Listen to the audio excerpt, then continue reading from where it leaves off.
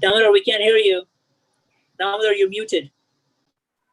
Oh, can you hear me now? Like you're sitting next to me. Okay, good. Nice.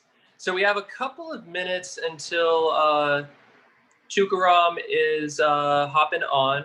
So I see a couple of familiar faces on here. I see Acharya. I hear Harisham. I see Adam. So how about for the next couple minutes, why don't we kind of like, whoever wants to, if they want to share where they're from. And I know it's been kind of lame being stuck and not being able to travel so much. So I want to ask a question, which is, if you could travel anywhere in the world right now, where would it be and why? So Harisham, I heard you just a minute ago. Do you want to tell us where you're from, and if you could go anywhere in the world, where would it be and why? Well, if I could go anywhere, the answer to that'd be London. And the answer to why is a little personal. Sweet. But your camera, Harisham. Sorry. It's really hot in Chicago, and I'm not wearing a shirt, so I was a little embarrassed. Is it okay if I just stay off? Anyways, I know everyone online. I was thinking about going with a shirt too. Yeah, everyone knows what I look like. They don't need to see me. I'm from India. I grew up in Africa. I was a monk for 6.5 years. I run a center in Chicago where we teach meditation and spirituality and yoga. And I'm very happy to be here tonight. And I can't wait to hear Tukaram talk about what he's going to talk about. He's just, he's going to be amazing. Nice. We're excited too. Let's see. And then I heard Acharya Nishta Prabhu on the call. Do you want to tell us maybe where you're from, and if you could go anywhere in the world right now, where would it be and why? Thank you, Prabhu. This is a good question. Just before I answer that, I'll just give a little background. I talked with Tukaram about our topic, and there's a lot of turmoil in the world based on our identification, how we identify ourselves. So I'm excited for the topic tonight because it's extremely relevant. And there's a lot of dialogue about racism and who you are, where you're from. So even just recently, I got into a discussion with someone about, an American. When we hear American, what do we think of? What type of nationality? What type of ethnicity? So before I get into your question, I just want to, kind of share my expectation and the kind of relevance of tonight's topic, that Tukaram Prabhu is going to be kind of opening our eyes to these self-concepts that we have. What are they based on, and how actually substantial are they? So that being said, I grew up in Maryland, and I'm now living in Chicago. If I could go anywhere in the world, that's tough. I'm here in America, but my heart is always in India because it's a very spiritual place. Yeah. But you have so many other nice participants here. Why don't we hear from someone else? Well, let's see here. Does anyone else want to unmute themselves and say their name, where they're from, and if they could go anywhere in the world, where would it be and why? By the way, Tukaram Prabhu has arrived. He's now with us. We want to welcome him. And Tukaram is here. You can take it from there, Damodar. Great. Let's just do one more so we can round it out to a nice even 3. If there's one more person that would like to be brave.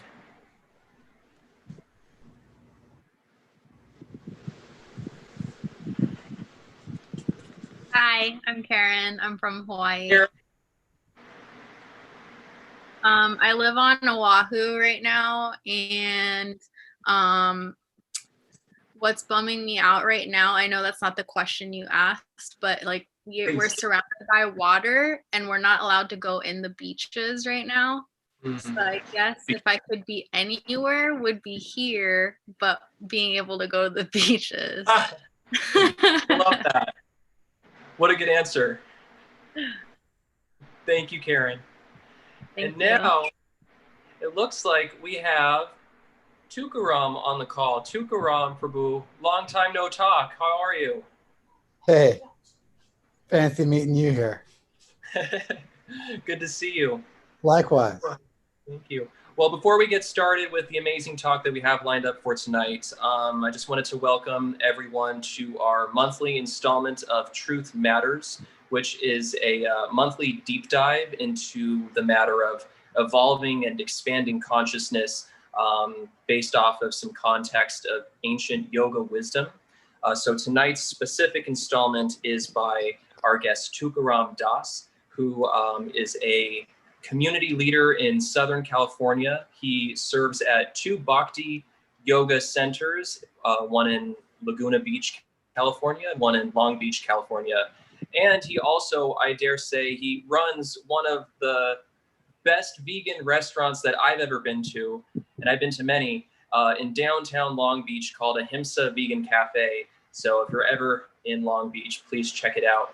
And then before we start the talk, as all of you guys, I'm sure this isn't your guys' first time on Zoom, so feel free to keep the noise on mute, just so there's no background noise. And then the nice thing about Zoom is, as opposed to a regular class where you'd have to wait till the end to raise your hand and ask a question, you can put any question or comment or reflection in the chat box here.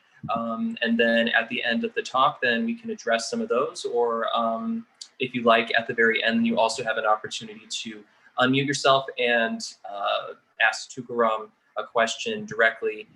And then if you're watching on YouTube live as well, welcome. We're happy to have you here as well from YouTube.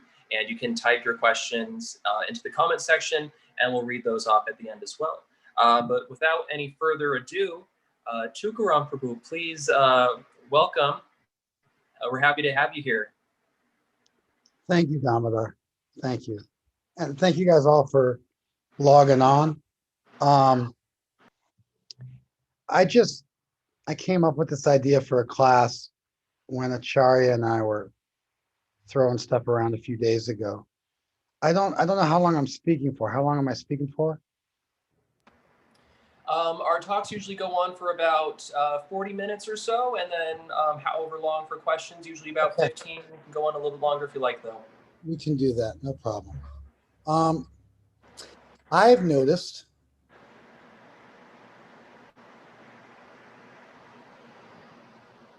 I'm assuming that you guys are familiar with the term ethics.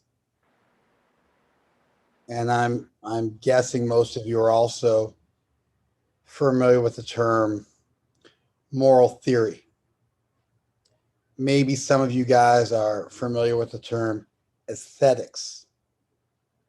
But I'm not going to assume a whole lot. I'll maybe start from the beginning a little bit. It might be a little school teacher-esque, but I think there's a little value in defining a few terms at the outset.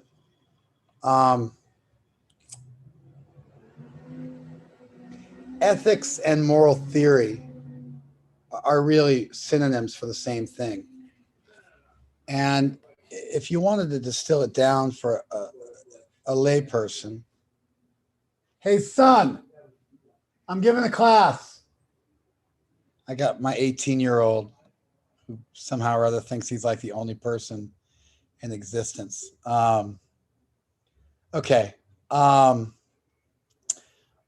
Really, if you want to break down what a moral theory is, it's an idea about what's valuable. It's really a systematic attempt to place value on something. So moral theories determine what you should do. They're ways of trying to arrive at what is right, what is proper, how you should behave, what you should do. Aesthetics is concerned with what's beautiful. Sometimes what's good, but more often what's beautiful. And so aesthetics is the formal study of trying to figure out what's beautiful. Ethics, hang on one second.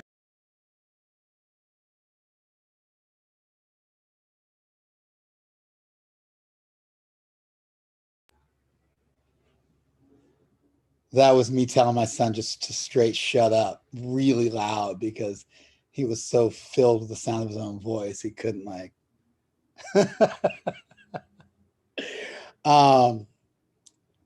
Okay. So whether you're dealing with aesthetics, what's beautiful, to some extent, what's good, or whether you're dealing with ethics, again, what's good, but more, what should I do? What's right?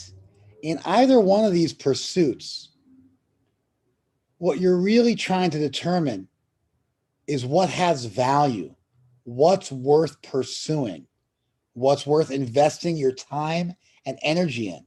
And although most of us aren't formally trained in moral theory, we're not formally trained in aesthetics, all of us really have a black belt in trying to determine what's valuable. And we use this every day in our lives. And we try to figure out what we should be doing, what's valuable, what's worth pursuing. I mean, even when you advertise, you try to convince people of the value of what you're offering. When you're exploring a new relationship with somebody, you're trying to impress upon them that you have some value to them, and you're trying to determine where that person has some value to you. All of us, if not formally, we all have a functional black belt in the art and science of determining value. And in fact, this confluence of where aesthetics and ethical theories, where they meet, there's actually a name for it. It's called axiology. Axiology. It's where you get the word axiom from.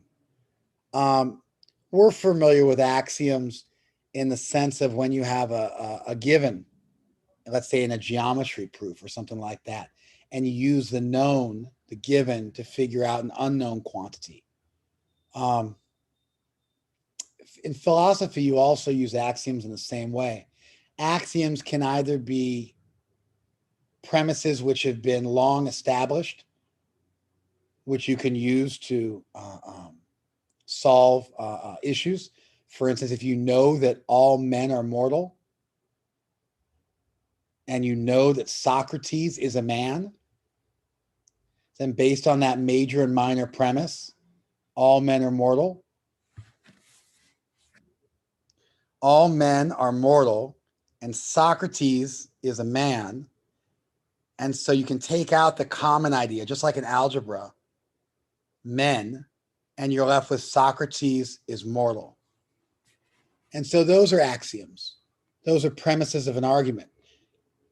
You can also adopt a premise. You're not sure if it's true or not, but you can work with it and you can accept it as axiomatic and begin with it. You know, like in the Constitution, the framers of the Constitution, they said that we hold these truths to be self-evident, that all men are created equally and are endowed by their creator with certain inalienable rights. They don't bother giving evidence.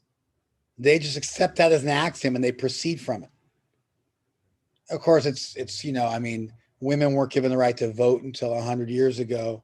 So although everybody was created equally, somehow women didn't get to participate in the political process. And then black people weren't humans. We had chattel slavery, which means that you could treat a slave like a piece of furniture. You cut off their arms and legs. Chattel slavery, one part of the horrific history of the United States. But then, because they said all people were created equally, it helped get the southern states, because they counted the slaves for determining the representatives in Congress. And so, because that was based on your population. So they had to start to value the slaves at 3/5 of a person, because they didn't want to give the southern states an advantage, because when they included all the slaves they had, it gave the southern states too much representation. They started to control the House of Representatives. I don't want to tangent too far, but at least in, the framers, despite the fact that they didn't really live up to the hype, they came up with a pretty good idea. They were working from a book called The Rights of Man, which was written almost a century prior in England. That itself was based on the Republic by Plato. And so you've got this history of people trying to figure out, how should we value people? What rights should be protected? Life and liberty, they're the golden virtues.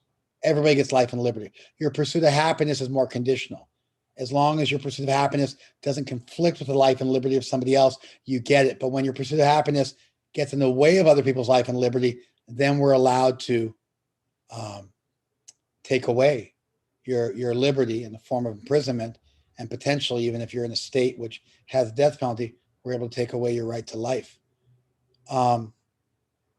These are all different ways in which the government, individuals starting relationships, deciding what you're going to eat for dinner, advertising, we're all doing the same thing. We're constantly trying to determine value and see what's worth our time and what's worth our energy.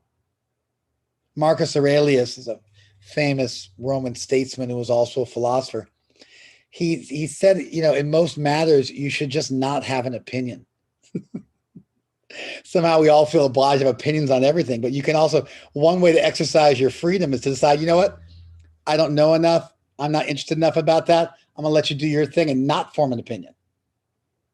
And that's even a value. That's the value in, in not doing something, in not taking a stance. In parliamentary procedure, you can abstain from voting. That itself is something people do. They don't believe in one way or the other, and they want to take a position that they're going to abstain from something. So all this is known as axiology. It's the study of value. It's how human beings arrive at what's valuable. And to give you an idea of how this works, I'm assuming most of you are vegan.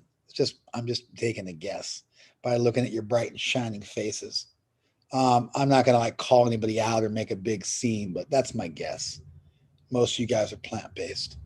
I got a couple of thumbs up. You can't not be known. You got to be like, yes. Even you got to ask me, I'm still going to put myself out there.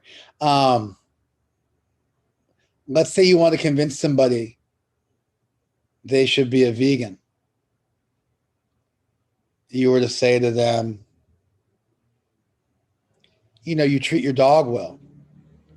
How do you arbitrarily take an animal with the exact same ability to feel pain, the same ability to feel pain that you have, and then suspend those rights by euphemistically reclassifying them as a commodity?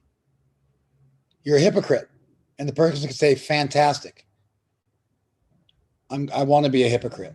That's great. You can say to them, you're poisoning your body.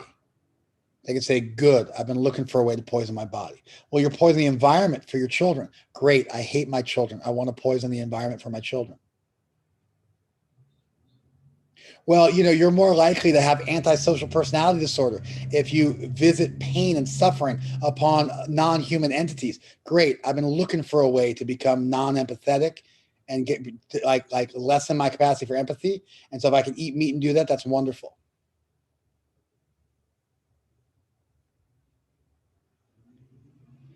If somebody refuses to agree to any axiom with you,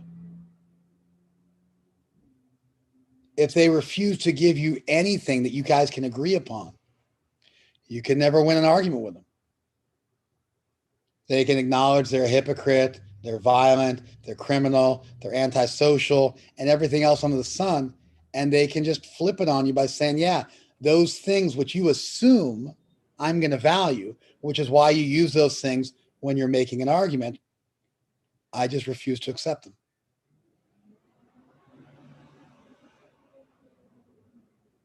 Are arguments meant to be won? I don't know. Let's take away the word won. Do you ever want to persuade anybody from it to do anything? Sure. I've been with people who are intoxicated trying to run out in the street and hurt themselves, and I try to persuade them not to do so. I deal with my children. I have 6 children. My wife and I have been married 22 years. I try to persuade my children every day. Sometimes, like in this age of social justice warriors, we like to embrace a really unworkable philosophy that you shouldn't try to convince anybody of anything, but it's just plainly not true. Look at your life and you'll realize you violate that principle every single day, multiple times. Whether you're trying to win an argument or persuade somebody or share your opinion or help somebody or give them a leg up or share with people who are receptive, we're trying to convince people of things all day long. What restaurants you're going to go to, what fidelity means in a relationship. I see you, John. Let me see your face. Put your hand. Oh, there you are. I see you. I got you. Let me rant for another minute, and then I'll give you the mic, and you can speak your piece. Otherwise, if I got to read it while I'm trying to speak it, it messes me up. So just let me rant for another few seconds, and I'll turn the mic over to you and your bright and shining face. It used to be in the world that everybody understood that learning how to speak publicly, convince other people, formulate a coherent argument, which is a way of saying a reasonable logical thought process, that these things were valuable. So people studied debate, they studied rhetoric. Nowadays, it's largely become a lost art. We all have to do it every day, but people generally lack formal training in it. When people go like, "Are you judging me?" It's like, if somebody says, "Are you judging me?" they just judged you for judging them. They're just guilty of what they accused you of. Also, if they say, "Are you judging me?" what they're really saying is, "I don't agree with the line of demarcation you've drawn, with what should and shouldn't be done." But all of us have some values, and some of us have values we think everybody should follow. For instance, I think all of us will agree that murder is wrong or that rape is wrong. You may find yourself in a situation where you lack the power to force someone to follow the rules which are obvious and self-evident to you, in which case you need to learn how to argue with them or persuade them.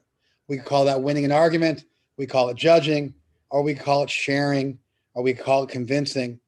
In any case, if we get around those semantics, we're a group of people in the world, and everybody is trying to convince somebody of something almost every day. To acknowledge that and follow like some standard that you can share with people so they can see your math is, I think, to become a little wiser and a little more objective. That way you have to get in the ring with somebody, they get in the ring, you share your ideas, you create a platform for them to share theirs. You can't be a hypocrite and just say might equals right or divine command theory because my book says so. And you have to actually go through the pain of reasoning together. And I think there's incredible value in that. All right, that's me ranting enough. You jump in, John. I set that framework where I'm almost obliged to give you a space to speak your piece. So let's hear it. Yeah, so I think I didn't necessarily want to feel like I was interrupting or really had anything that I felt was super important to say, but kind of wanted to lay out the idea of a moral baseline and see maybe what you think about this, So the idea of I suffer an injury, right? So say objectively, I just exist on this plane of existence. I have no idea of, nature versus nurture. I don't, I'm just born and I just exist, right? But I feel pain and I experience suffering. And there's an animal existing on this same plane of existence. And so if I injure this animal, I see that the blood that we bleed, suffering this injury, they have this reaction, this aversion to pain. We both because I know what it feels like when I bleed. So then I know what it feels like when they bleed. So it's just even like having no bias about some of these things. I feel like the whole idea of like not my body, not my life, not my choice is like self-evident and almost is like transcends all planes of existence. So does that make sense? I had you up until you said not my body, not my life, not my choice. At that point, you lost and I couldn't see the connection between everything you said previously and that. Could you explain that for me just so I can better understand? Yeah, so like thinking about something like veganism, for example, right? It's almost like the concept of a moral baseline. People say like morality doesn't exist or there's no basis for morality. But I almost feel as though the way consciousness chooses to express itself is in such a way that the basis for morality is consciousness. Well, thank you. I think I've understood you a little better. You can correct me if I missed it, but I'm going to run with it as if I understood you, and then we'll Yeah, see yeah. how far I get. If you were to say that you were born with an injury and you feel pain because you have C neuron receptors and you see animals which also have the same pain receptors, and you see that they react to pain the same way you do, and therefore you conclude that in the same way that you don't want to feel pain, therefore they shouldn't feel pain. That's called the categorical imperative. Immanuel Kant formalized that. It's basically do unto others as you have them do unto you. And so certainly a lot of smart people from the Bible up until today. I mean, when Jesus said, my father had 10 commandments, I only have two. His two commandments were love God with your whole heart and love your neighbors yourself, which is sort of a primitive version of the much more formal categorical imperative. So certainly like a lot of smart people for a long time have been throwing that one out there. My restaurant, by the way, is called Ahimsa, which is based on the same principle of not causing pain to others. So you're in like a long line of people who've come to similar conclusions. However, at the risk of repeating myself, I could simply respond to you and say, but I like causing pain. Then you could say to me, but you don't like it when pain is caused to you. And I could say, I don't give a shit. Yes, I don't like pain caused to me, and I like causing pain to you. And I'm looking at you. You look a little skinnier than me, John. I also have a brown belt in Brazilian Jiu-Jitsu. I'm pretty sure I can kill you. I'm pretty sure I can kill you with my bare hands in like no time flat. And I'm stronger than you. So I don't like pain when pain's caused to me, but I like causing pain to you. And therefore I can cause pain to you, and I'm going to do that. So when you talk about a moral baseline, what you did there was you introduced an axiomatic principle. You said you shouldn't cause pain to other people if you don't like it for yourself. And the point I was making was that we're all doing that all the time. Sometimes we don't notice we're doing that. Sometimes we just do it like you did it. And it's like, it's so ingrained that even though I formally spelled out how we're all doing that and gave the exact example I gave, maybe not with the same bells and whistles, about how somebody could challenge that baseline, you didn't notice it because it's just systemic for you. And so axiology and a look at morality and a look at ethics is when you start to think, why do I believe what I believe? Mm-hmm. And how do I go about interacting with somebody who doesn't believe that? And how can I structure an argument not to win, but to share my values, my deeply held values with that person?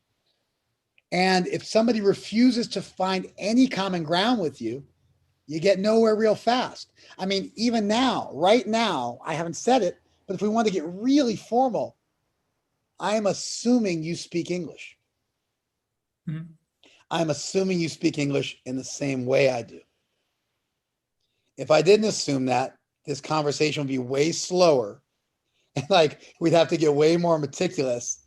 And so at every step of human communication, we're introducing axioms, we're introducing ideas, and other people are valuing them, challenging them, or going along with them.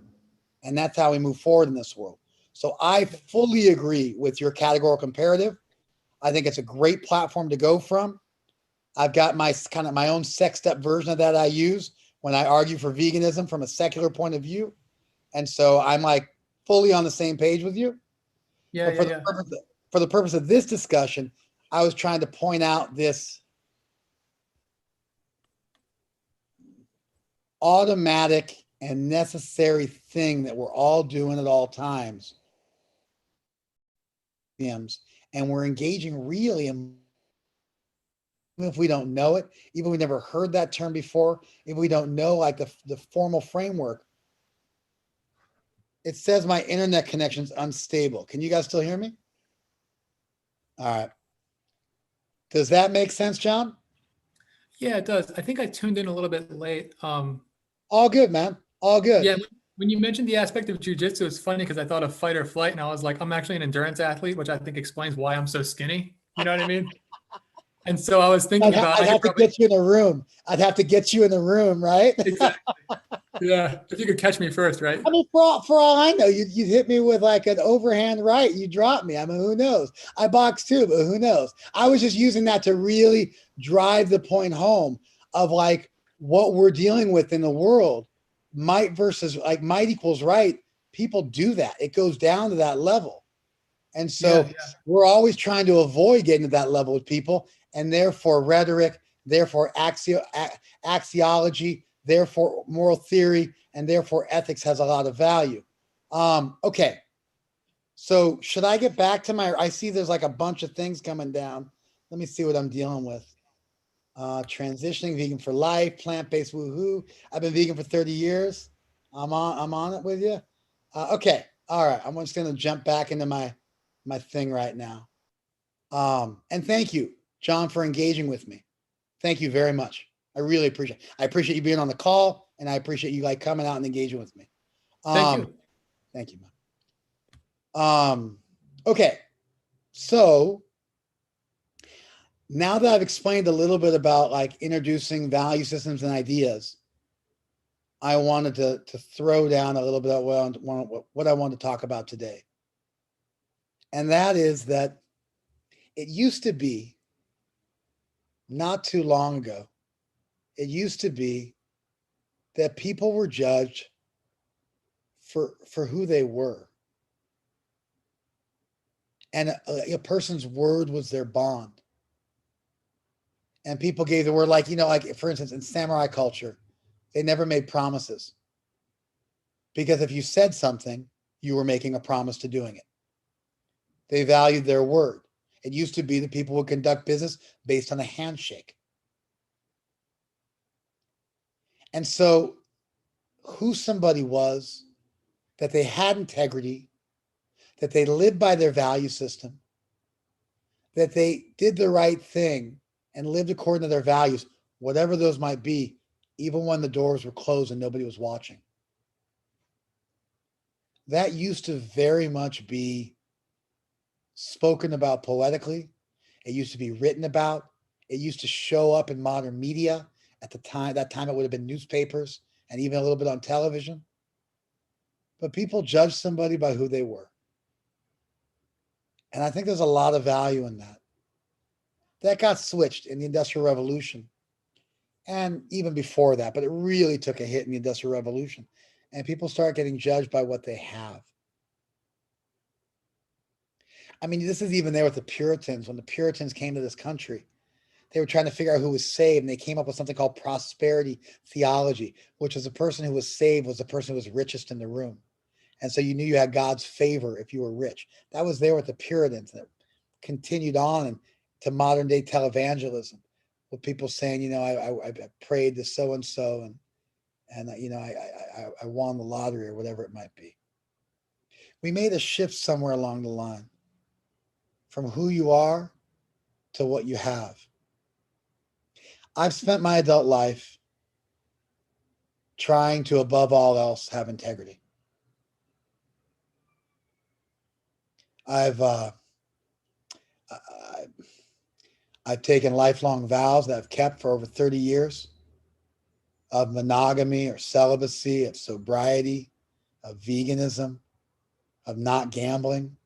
I pray for 2 hours a day, 7 days a week, and have for the last 30 years. My heroes are all people of the utmost integrity, people who live according to their values. And above all things, more than being a father, more than being a husband, more than being anything, I try to have integrity. It's my passion in this lifetime. I try and live up to my value system. I spend time thinking about what's right and what I should be doing, and I spend the rest of my time trying to do that.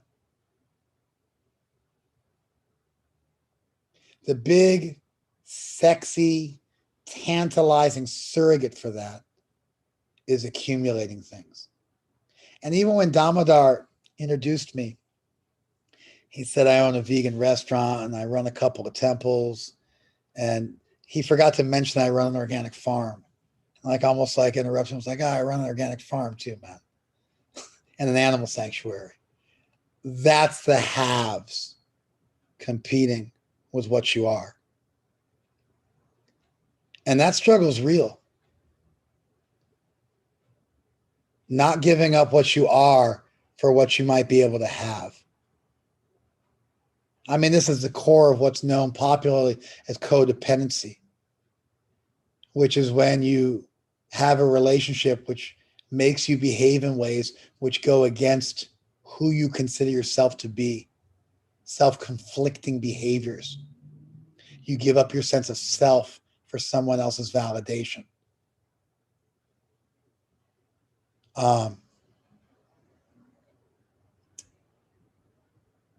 There was a shift that was made.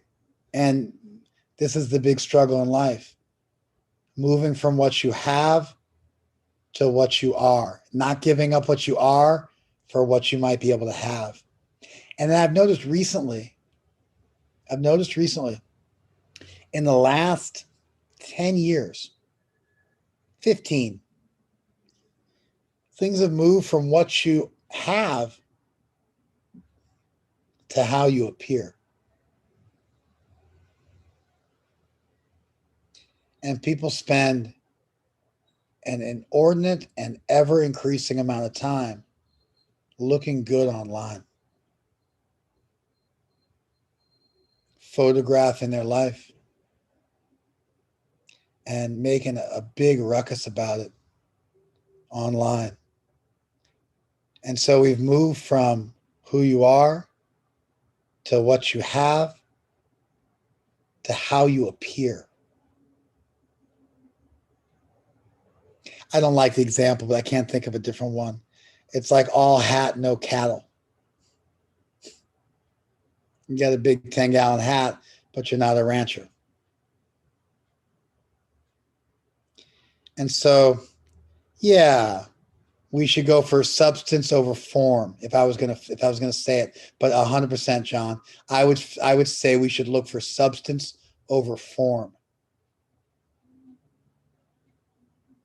And now we got to look for substance over the appearance of form. Form is what you have. The appearance of form is what things have like devolved to. And so I think there's value in talking about and thinking about this. And really, I'm introducing an ethical theory, an idea. What you are is important. Somebody could challenge. I go, I don't care what I am. All I care about is how I appear. That's why I spent all this time. I wanted to acknowledge that what I'm really doing is I'm introducing what John called a baseline, an idea, an axiom. But I don't think it's a rough sell. Just like I don't think we hold these truths to be self-evident, that all men are created equal is a tough sell. It's a powerful idea. There's something called foundationalism philosophy, where you look for ideas that are self-evident, that are incorrigible. A version of that is cogito ergo sum. I think, therefore I am. If you wonder whether you exist and you're doubting whether you exist, guess what? In order to doubt whether you exist, you got to think. In order to think, you got to exist. And so you answered your question. What you are is what's important. It's always more important than what you have. You can go ahead and chase the mirage or the rainbow or the poggle at the end of the rainbow or however you want to conceive of it. That's fine. Just don't do so at the expense of who you are. It's not even really about balance. Balance indicates that both things are equally valuable implicitly, like a seesaw or something like that. What it's really about is becoming rigorously attached to who you are. And then you can dabble in the rest of what you have and how you appear. But you don't let those things compromise who you are.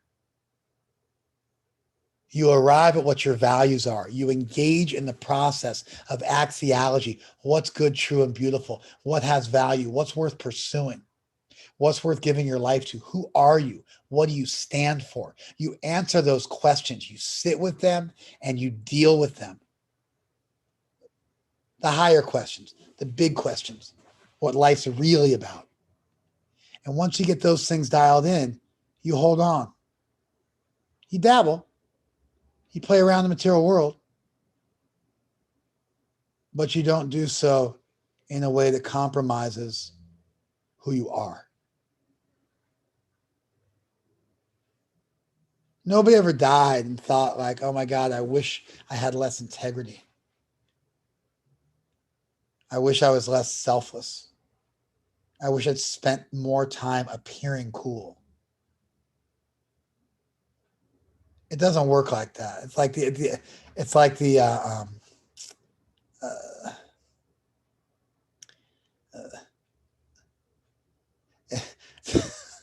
idea that accumulating things. I mean, it's been disproven by positive psychology.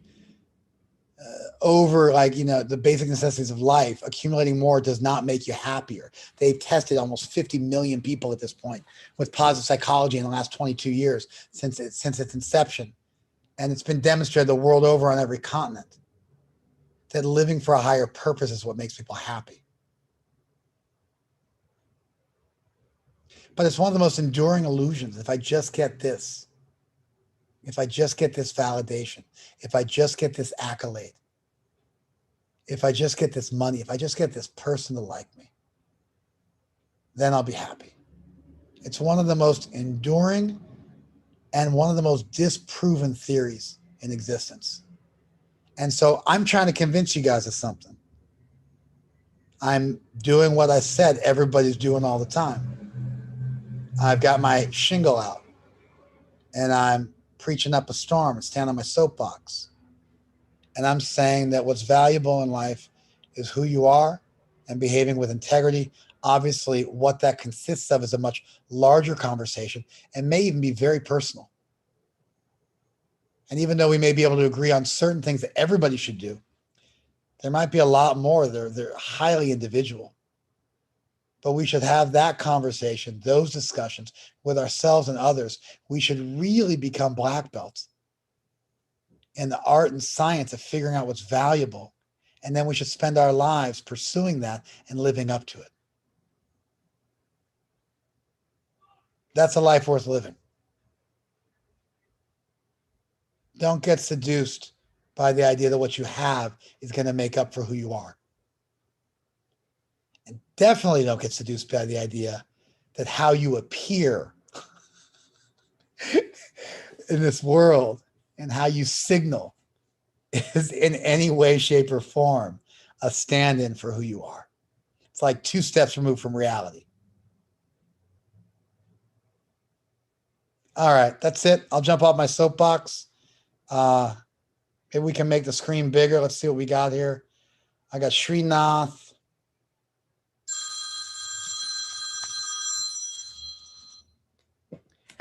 Oh, Srinath says, in my opinion, that's a nice disclaimer.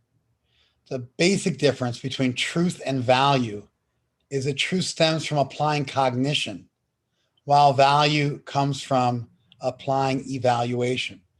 Sure, I was really talking about ethics vis-a-vis aesthetics. Ethics is what should you do. And what you should do also comes from evaluating truth. And so in this sense, truth is certainly distinguished from value, in that truth is based on evidence and value is based on interpreting that evidence. Just stop writing for a sec because I'll start scrolling down and I won't be able to resist myself. So just everybody stop writing while I deal with Srinath. He can disappear on my screen in a minute. So certainly truth is based on evidence and value is based on evaluation. And value has 2 forms. It has the aesthetic form, what's beautiful, and it has the ethical form, what is right. And so when I was discussing this, I was making a distinction between what is right and what is beautiful, because both these things make up our quest in life. And so I was pointing out that both of those things are axiological in that they're assigning value to things. And so you go to move from what is to what you should do. That's the metaphysical jump that's there in both aesthetics as well as in ethics. And they can both be contrasted to the pursuit of truth. And obviously they overlap and they're related. Okay, that's my response to Srinath. And then we got, if one good deed is not enough to redeem a person for a lifetime, then why is one bad deed enough to punish them for a lifetime? That's kind of like a weird false dichotomy. I don't subscribe that one bad deed is enough to ruin somebody for a lifetime. So I don't subscribe to that idea. I don't believe that anybody is ruined forever or even for one lifetime. I believe that people can grow and learn. So I don't buy into the false dichotomy or whatever that was, that one good deed's not enough. Maybe one good deed is enough. Maybe one bad deed's not enough. It's usually kind of like more like what you're working towards and what you spend your time doing. And I think it's more a war of attrition. And I think the long game and the tortoise is a better play than that fast, fix it in a minute. Shallow people want to fix everything in a minute. Deep people, they change. And so you could go ahead and watch them for the rest of their life because they change and become better. Their remorse is real. Their redemption is real. And so the more time passes, the more that you're going to see that in them. That quick fix, like, let's fix it now. Let's like get back together right now in this minute. Let's like solve it. What can I say to you right now to fix things? That's usually indicative that the same problem is going to be repeating itself.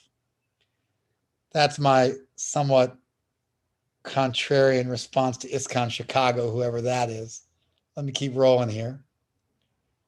How do you stay accountable as you try to live with higher values? By embracing the idea that your integrity is what you value. By adopting the idea, Harisham, that it doesn't matter if people are watching you. You have to just really embrace this idea that, like, I want to have integrity for myself, irrespective of everything else. This is who I am.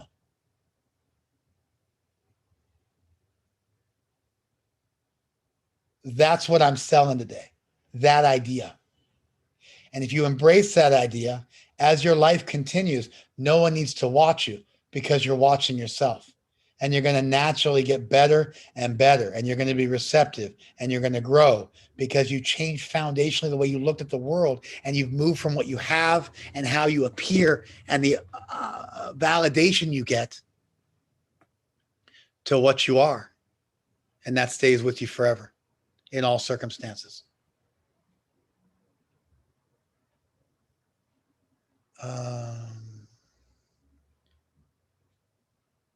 Maria wrote to me privately. And so you're welcome, Maria, if you're still on the call. You wrote to me privately. I'm not going to repeat what you said because it was written privately. But thank you. I'm glad I was able to be of some service to you very much. That makes my whole day worthwhile, that I was able to be of some service to you and help you. And then Neeraj wrote, how do you go with trying to figure out who you are? Yeah, I'm not going to touch that today. Obviously, it's like a glaring omission and a huge gaping hole in my presentation. But I mean, I just met you guys for the first time. You guys gave me like 40 minutes. I wasted like 2/3 of it explaining axiology to you guys. And so that big question of like, how do you figure out what you are is just like way too big. But you know what? Find out what you're good at. And find out what you enjoy doing and find out what's good for the world. Draw a Venn diagram and figure out what's good for the world, what you're really good at, and what you love doing. And you find that sweet spot in the middle of that Venn diagram, that's who you are. That's just a real simple answer. We'd have to obviously, we'd have to delve into it more. You want to add in what you can monetize. Now you know what your career is. But I don't like to think that your career is what you are.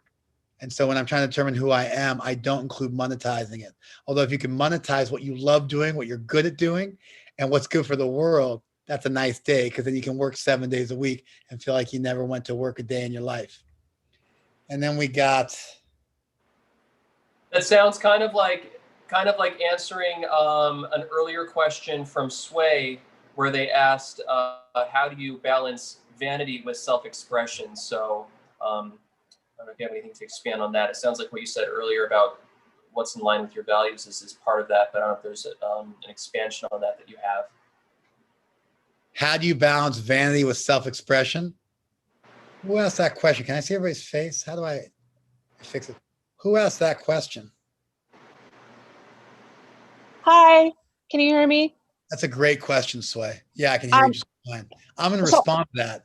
Can I expand on it just a little bit? Because Sure. this is something that I've kind of been struggling with. Just small background on me.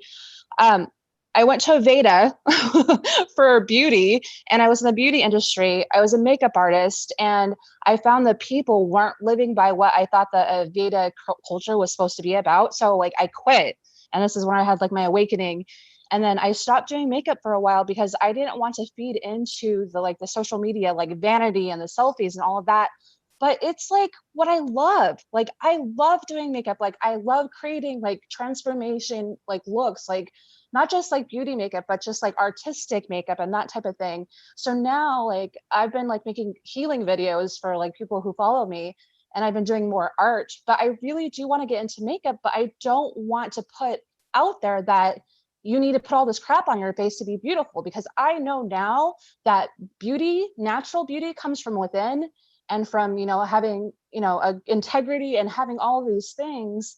But I still am great at makeup, and I still love to create. And so now I'm like, what do I do with that?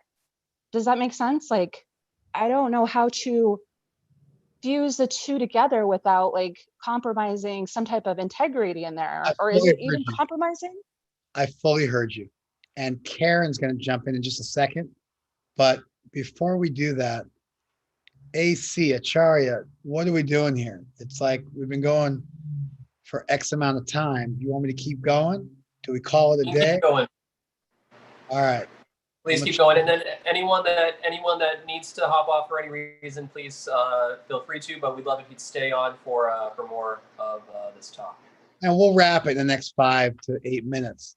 But I heard everything you said, Sway, and I'm really glad you chimed in, because you gave me a lot more color. You filled a lot in. So thank you for that. Who's Karen? Karen K. Okay, Karen, jump in. Oh wait, I thought you were follow up after Sway. You want to jump in after Sway, right? Yeah, well, no, after you answer her question. Okay, you got it. Okay, I followed that. And just as far as ISKCON Chicago, if I associate with somebody evil, but I'm not evil, am I evil by association? I don't believe in evil. Srinath, you're one of our devotees. You don't believe in evil either. There's no word in the Sanskrit language for evil. Evil in English is an intrinsic, malevolent quality. But our worldview is that all souls are ultimately pure. And we can be ignorant or make mistakes, but we never become fundamentally corrupt. So there we go. I'm just going to throw that. I don't know, John. I'm not even going to touch that one. The non-duality one, I don't want to go there, because like we're going to have a long conversation, which will be great, but I won't get to the rest of them. So I appreciate that. But yeah, we don't believe in evil. Now, if you associate with somebody who's like really low class and they're like living a terrible life, is that going to affect you? Of course it's going to affect you. We're all preaching. Either they're going to drag you down or you're going to pull them up. That's just the way it works. Everybody's yanking on everybody. So if you're hanging out with somebody and they're dragging you down, you need to rethink that. Maybe get yourself strong when you're not with them so you can help pull them up. Maybe cut ties. But I can't give a generic answer to that because it's a very context-dependent question. Now back to Sway. I'm married. I've been with my wife since she was 16 years old, and she's now 38. But she's like crazy good looking. My wife is really, really sexy and beautiful. And my kids are all super good looking too. like ridiculously good looking. Like I could like send you a photo and be like full vanity, but oh, my wife's also a fashion designer.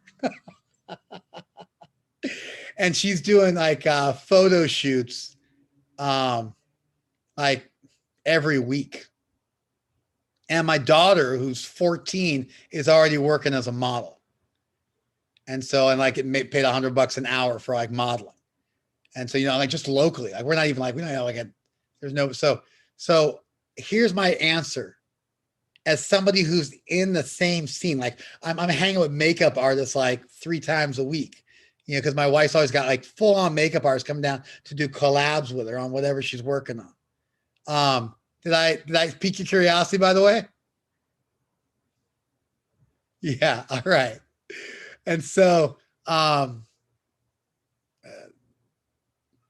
you should go ahead and enjoy your vanity and celebrate your body and like make the world a more beautiful place. No problem. Until it starts to affect who you are. There's a line where getting too involved in this world and things in this world starts to really erode away at who you fundamentally are. There's a line there. You follow? I can't fully flesh out for you where that line is, and that line will probably change as your life changes.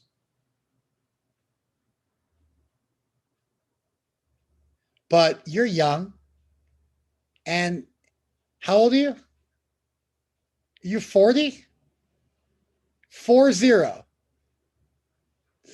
Good on you. Look at you.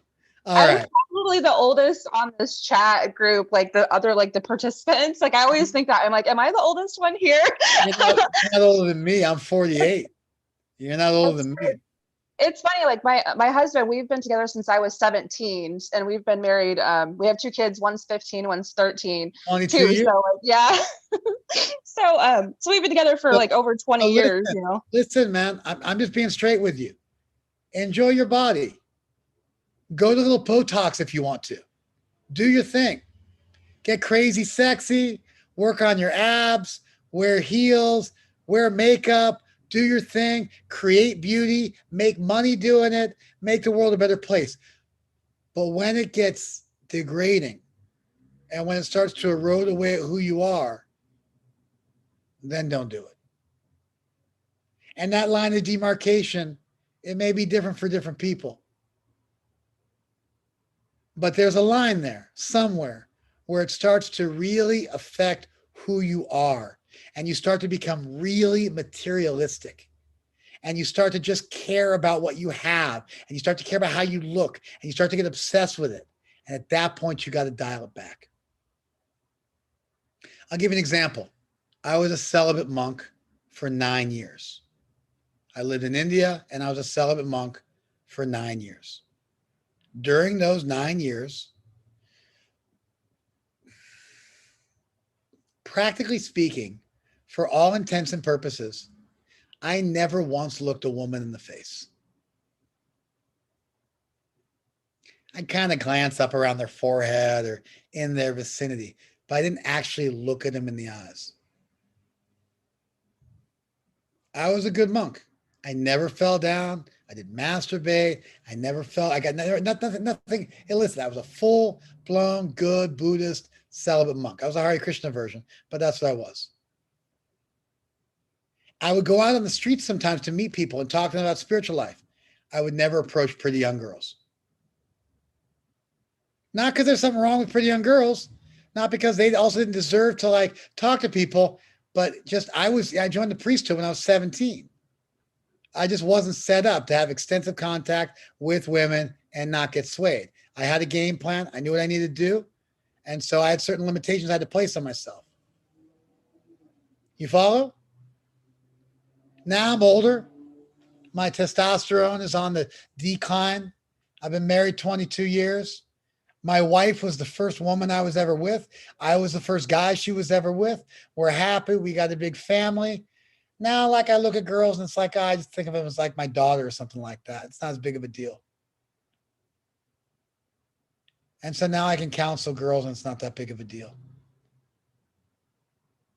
But when I was a kid, it was tough. So I had to draw a line in a certain place to be honest with where I was at and what I could handle. So you go ahead and enjoy this world and enjoy your beauty and make other people beautiful and get into it and have a good time and be spiritual.